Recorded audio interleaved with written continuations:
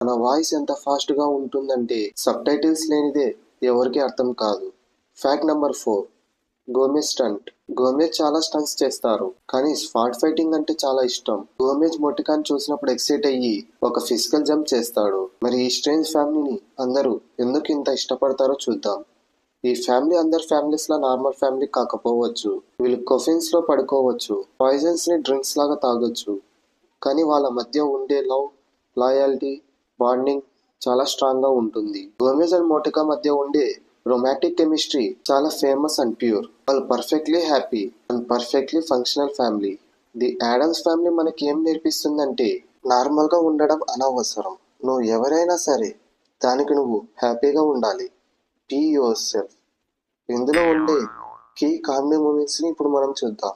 Wednesday and Pugsley మధ్య జరిగే pranks, Uncle Fester shocking experiments, Gomez and Morticia romantic but spooky moments, ఇవన్నీ Addams ఫ్యామిలీని funny and స్పూకీగా చేస్తాయి. ఇప్పుడు మనం spoiler free short version of story overview ని చూద్దాం.